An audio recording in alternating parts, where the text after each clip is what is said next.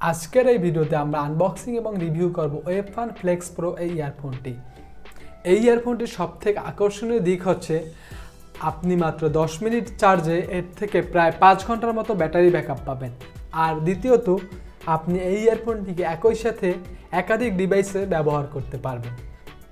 চলুন ভিডিওটি শুরু করা যাক। বরাবরের মতো আজকের এই ভিডিওটি স্পন্সর করেছে বরিশাল গ্যাজেট স্টোর।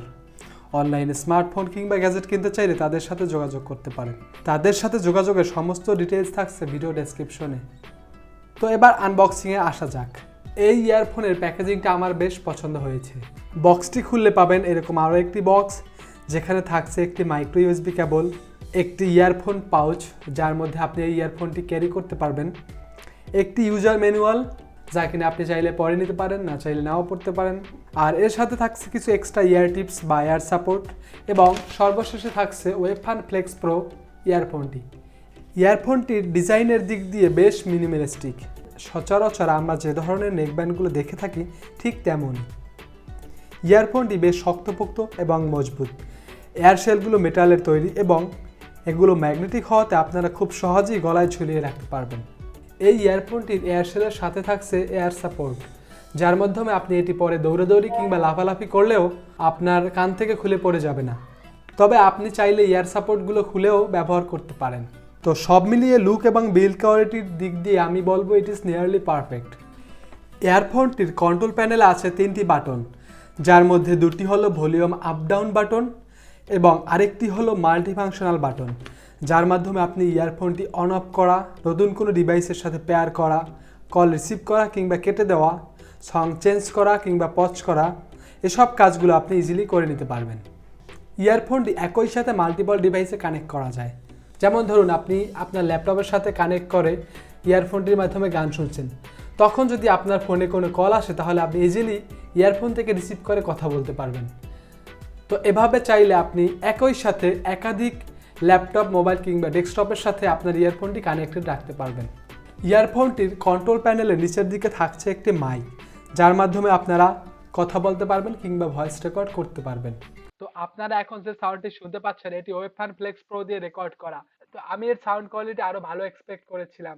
তো আপনারা ইজিলি জাজ করতে পারছেন এর সাউন্ড কোয়ালিটি কেমন। ইয়ারফোনটিকে চার্জ দেওয়ার জন্য থাকছে একটি মাইক্রো ইউএসবি পোর্ট। তো আমি মনে করি এই বাজেটে অবশ্যই টাইপ সি পোর্ট দেওয়া উচিত ছিল। এই ইয়ারফোনটির সবথেকে আকর্ষণীয় ফিচার হলো মাত্র 10 মিনিট চার্জে আপনি এর থেকে অলমোস্ট 5 আওয়ার্স ব্যাটারি ব্যাকআপ পাবেন। এই ইয়ারফোনটি ফুল চার্জ হতেও বেশি একটা সময় লাগে না, আধা ঘন্টার একটু বেশি, অর্থাৎ মোটামুটি 40 মিনিটের মধ্যে আপনার এই ইয়ারফোনটি ফুল চার্জ হয়ে যায়। আর ফুল চার্জে আপনি ব্যাটারি ব্যাকআপ পাবেন অলমোস্ট 10 ঘন্টা। সো আমি মনে করি ব্যাটারি ব্যাকআপের দিক দিয়ে এটি বেস্ট, কারণ 10 মিনিট চার্জে 5 ঘন্টা ব্যাটারি ব্যাকআপ এবং 40 মিনিট চার্জে 10 ঘন্টা ব্যাটারি ব্যাকআপ, এইরকম ইয়ারফোন এই বাজেটে আর একটাও নেই।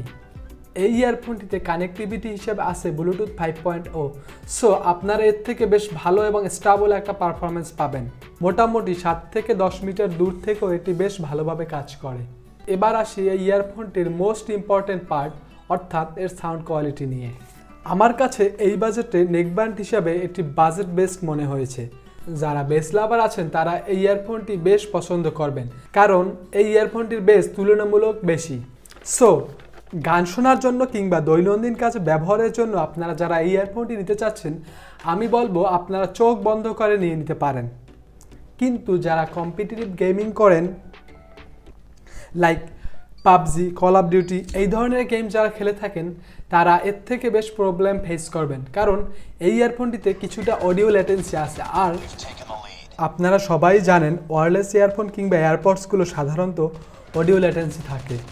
সেক্ষেত্রে গেমিংয়ের জন্য আমি পার্সোনালি ওয়্যারলেস ইয়ারফোন অ্যাভয়েড করাকেই সমর্থন করি, এবং আমি মনে করি আপনি যদি গেমিং করতে চান তাহলে অবশ্যই আপনি একটি ওয়াইড ইয়ারফোন কিনে নেন, তাহলে আপনারা ওয়াইড ইয়ারফোন থেকে বেশ ভালো একটা সাউন্ড আউটপুট পাবেন। এবার এই ইয়ারফোনটির নেগেটিভ দিকগুলো নিয়ে কথা বলা যাক। এই ইয়ারফোনটির মাইক্রোফোন কোয়ালিটি আমার পছন্দ হয়নি, কারণ এর মাইক্রোফোন কোয়ালিটি আমি আরও ভালো আশা করেছিলাম। সো আমি মনে করি ওয়েভফান যদি মাইক্রোফোনের দিকে আরেকটু নজর দিত তাহলে বেশ ভালো হতো। দ্বিতীয়ত এর ডিজাইনে তেমন কোনো স্পেশালিটি নাই। গতানুগতিক নেকব্যান্ডগুলো দেখতে যেমন হয় ঠিক তেমনই। এর সাউন্ড কোয়ালিটি ঠিকঠাক, তবে এর সাউন্ড কোয়ালিটি আরও ভালো হতে পারত। সো সব মিলিয়ে ওয়েবফান ফ্লেক্স প্রো আমার কাছে পারফেক্ট একটা ডিল মনে হয়। সো আমার পার্সোনাল মতামত হলো, আপনার বাজেট যদি 1500 টাকার আশেপাশে হয়ে থাকে তাহলে আপনি চোখ বন্ধ করে এই ইয়ারফোনটি নিয়ে নিতে পারেন। কিন্তু আপনি যদি গেমিং করতে চান তাহলে আমি মনে করি এই ইয়ারফোনটি না নেওয়াই ভালো হবে। আর আপনি যদি গান শুনতে চান কিংবা দৈনন্দিন কাজে ব্যবহার করার জন্য একটি ব্লুটুথ ইয়ারফোন ইউজ করতে চান, সেক্ষেত্রে আমি মনে করি এটি ঠিক আছে। আর একটা মজার বিষয় হলো, এই ইয়ারফোনটি IPX সুইট রেসিস্ট্যান্ট এবং ন্যানো কোটিং থাকায় আপনি ওয়ার্কআউটের সময় আপনার ঘাম কিংবা আপনি যদি বৃষ্টিতে ভিজেন তাহলে এই ইয়ারফোনটির কোনোরূপ সমস্যা হবে না।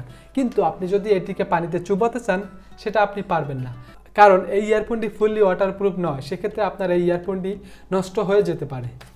আর এই ইয়ারফোনটির one of the best feature হলো এতে নয়েজ ক্যান্সেলেশন ফিচার আছে। আপনি এটি পড়া অবস্থায় বাইরের সাউন্ড আপনি একদমই শুনবেন না। সো আমি মনে করি এটি এই ইয়ারফোনটির ভালো একটা দিক। সো এই ছিল আজকের ভিডিওটি যদি আপনার ভালো লাগে তাহলে অবশ্যই লাইক দিবেন। আর হ্যাঁ, আমাদেরকে সাপোর্ট করতে চাইলে আমাদের চ্যানেলটি অবশ্যই সাবস্ক্রাইব করুন।